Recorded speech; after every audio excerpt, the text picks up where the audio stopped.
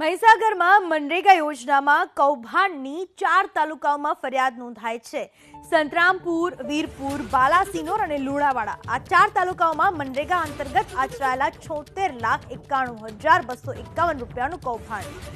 આ કૌભાંડ મનરેગા યોજનામાં આવતા કામોમાં ઓનલાઈન કરવામાં આવતી ડેટા એન્ટ્રીમાં ચેડાખરી કરવામાં આવ્યું। ડેટા એન્ટ્રીમાં ચેડા કરીને ખાનગી એજન્સીઓના બિલો મૂકી તેમજ ખોટી ડિજિટલ સિગ્નેચર્સ કરી અને લોગિન દુરુપયોગ કરવામાં આવ્યો હતો। આ કૌભાંડમાં સામેલ કર્મચારીઓ તેમજ એજન્સીઓ વિરુદ્ધ 4 તાલુકામાં કુલ 13 લોકો સામે ફરિયાદ નોંધાવવામાં આવી છે। મનરેગા યોજના જેમાં કૌભાંડ થયું હોવાની ફરિયાદ નોંધાવવામાં આવી છે। 4 તાલુકાઓ છે કે જ્યાં મનરેગા યોજનામાં કૌભાંડ થયું હોવાની ફરિયાદ નોંધાવવામાં આવી છે। ખોટા લોગિન કરીને આ કૌભાંડ આચરવામાં આવ્યું હતું। આ પ્રકારની એક વધારે ફરિયાદ સામે આવી છે। 13 થી વધુ લોકોએ આ ફરિયાદ કરી છે। આ વિશે વધુ માહિતી આપવા આપણી સાથે જોડાઈ ચૂક્યા છે મારા સંવાદદાતા આશીષ ઠાકર જોડાઈ ચૂક્યા છે। આશીષ, કયા સમયે કઈ રીતે આ સમગ્ર કૌભાંડ આચરવામાં આવ્યું હતું અને કોના પર આક્ષેપ થઈ રહ્યો છે? જી, આ મનરેગા યોજના હેઠળ આ 4 તાલુકાઓમાં આજરોજ ફરિયાદ નોંધાઈ છે, જેમાં સંતરામપુર, વીરપુર, બાલાસિનોર અને લુણાવાડા તાલુકાઓનો સમાવેશ થાય છે અને આંકડો ખૂબ મોટો છે।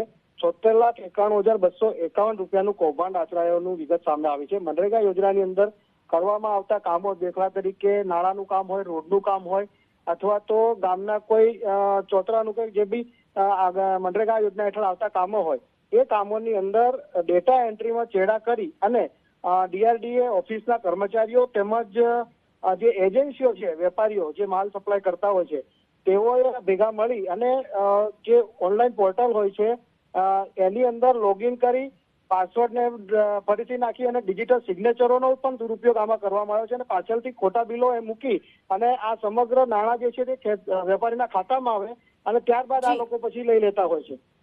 આશીષ, આભાર આપનો તમામ માહિતી બદલ।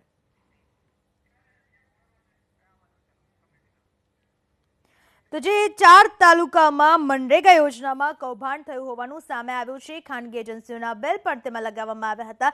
13 થી વધુ લોકો સામે આ બાબતને લઈને ફરિયાદ નોંધવામાં આવી છે।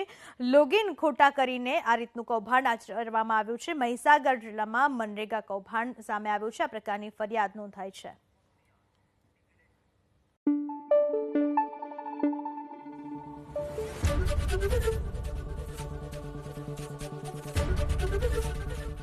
एबीपी अस्मिता, गुजरातनी अस्मिता।